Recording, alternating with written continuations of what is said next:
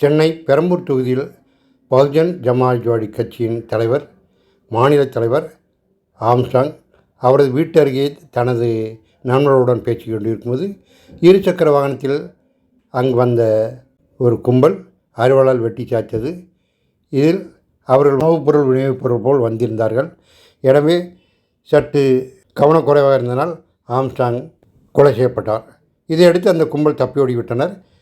உடனே Armstrong Apollo மருத்துவமனைக்கு கொண்டு செல்லப்பட்டார். அங்கு அவர் இறந்து விட்டதை உறுதி செய்தார்கள் மருத்துவர்கள். இந்த நிலையில் இந்த கொலை வழக்கு தொடர்பாக 3 மணி நேரத்தில் 8 பேரை தமிழ்நாடு காவல்துறையினர் கைது செய்திருக்கிறார்கள். அவர்கள் காட்பாடியைச் சேர்ந்த பொன்னை பாலா, ராமு, திருவேங்கடம், திருமலை, செல்வராஜ், மணிவண்ணன், சந்தோஷ், அருள் ஆகிய 8 பேர் கைது செய்யப்பட்டிருக்கிறார்கள். இவர்களிடம் நடத்தப்பட்ட விசாரணையில் சென்னை பெரம்பூரில் உள்ள ஆம்ஸ்ட்ராங்கின் வீட்டு அருகே உணவு டெலிவரி செய்வது போல் உடை அணிந்து வந்து தாங்கள் கொலை செய்ததாக தெரிவித்தார்கள். ஆம்ஸ்ட்ராங் வழக்கறிஞராக வந்தவர். பகுஜன் சமாஜ்வாடி கட்சியில் மாநில தலைவராக 10 ஆண்டுகளுக்கு மேலாக இருந்து வருகிறார். ஆனால் இவர் வழக்கறிஞராக இருக்கும் பொழுதும் அதன் பின்னும் பல குற்றச்செயல்களில் ஈடுபட்டு இவர் மீது 23 வழக்குகள் பதிவாகியிருந்தன. அவை அனைத்திலும் இவர் விடுதலாகிவிட்டார் என்பது குறிப்பிடத்தக்கது. எனவே பழைய வழக்குகளில் இவருக்கு பல்வேறு எதிரிகளும் சென்னை முழுக்க பரவலாக உண்டு. எனவே அவர் வெளியே செல்லும்போது எங்கு சென்றாலும் துப்பாக்கியுடன் தான் செல்வார். மேலும் அவருடைய ஆதரவாளர்கள், மெய்காப்பாளர்கள் என்று 30-40 பேர் அவரை சூழ்ந்துதான் வருவார்கள். தனியே செல்வது அவருக்கு வழக்கமல்ல என்பது குறிப்பிடத்தக்கது. அவர் அகில இந்திய அளவில் உரிமம் பெற்ற துப்பாக்கி வைத்திருக்கிறார்.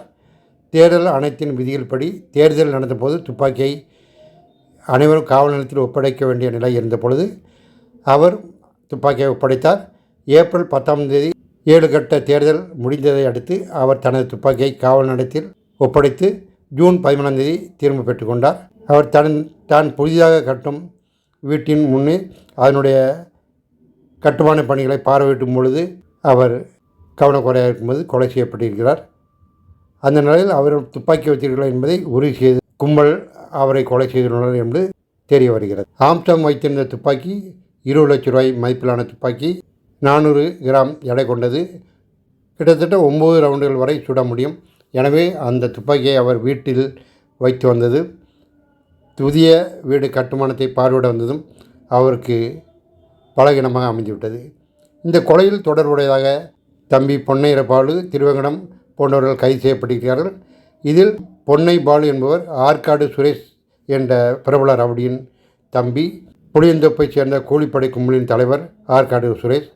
இவர் கடந்த ஆண்டு ஆகஸ்ட் 18ஆம் தேதி பட்டினப்பாக்கம் சர்வீஸ் சாலையில் வெட்டி கொலை செய்யப்பட்டார். நேற்று அவருடைய ஆற்காடு சுரேஷின் பிறந்த நாள். எனவே அதை கணக்கிட்டு தான் ஆம்ஸ்ட்ராங் படுகொலை செய்யப்பட்டிருக்கிறார். அவருடைய தம்பி இதற்கான ஏற்பாடுகளை செய்ததாக தெரிகிறது. திருமலை என்கின்ற நபர் ஆட்டோ ஓட்டுநராக இருக்கிறார். அதுபோல் குற்றச் செயல்களிலும் அவ்வப்போது ஈடுபது வழக்கம். அவர்தான் இந்த கொலைக்கான ஏற்பாடுகளை செய்தார் என்பது குறிப்பிடத்தக்கது. செல்வராஜ் என்பவர் திருநெண்டவூர் பகுதியைச் சேர்ந்த 48 வயதானவர். இவர் பாஜகவின் ST/SC பிரிவு மண்டல தலைவராக இருந்து வருகிறார். இவரும் அந்த கொலை வழக்கில் சம்பந்தப்பட்டிருக்கிறார். இந்த கொலை சுரேஷ் கொலை செய்யாததினால் நடைபெற்றதால் தற்போது ஆம்ஸ்ட்ராங் குற்றச்செயலில் ஈடுபடுவதில்லை என்று தெரிய வருகிறது என்று கேட்டபொழுது அந்த ஆற்காடு சுரேஷ் கொலை நடந்த பொழுது அந்த கூலிப்படையினர் தப்பி செல்லும்போது சென்ற கார் ஆம்ஸ்ட்ராங் இருந்ததாக தெரிய வருகிறது. ஆனால் அவர் மீது எந்த புகாரும் கொடுக்கப்படவில்லை. அவர் குற்றப்பத்திரிகை FIRனும் அவர் பெயர் பதிவு செய்யப்படவில்லை.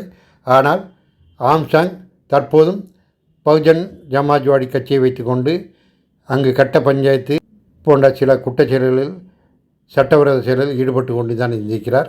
எனவே அவருக்கு சென்னை முழுக்க பரவலாக பல எதிரிகள் இருக்கிறார்கள். அவர்களில் யாரோ ஒருவர் தான் செய்திருக்கார் என்றால் ஆற்காடு சுரேஷ் தம்பி தனது அண்ணன் ஆற்காடு சுரேஷ் பிறந்த நாள் அன்று அவரை கொலை செய்து அந்த இரத்தக்கரை படிந்த கத்தியை வைத்து அவரது அண்ணன் படத்தின் முன் வைத்து பழி வாங்கிவிட்டதாக கூறியிருக்கிறார் என்ற தகவல்கள் பரவி கொண்டிருக்கிறது. மேலும் ஆருத்ரா பண மோசடி வழக்கிற்கும் ஆம்ஸ்ட்ராங் கொலைக்கும் தொடர்பு இருக்கிறது என்று விசாரித்து வருகிறார்கள்.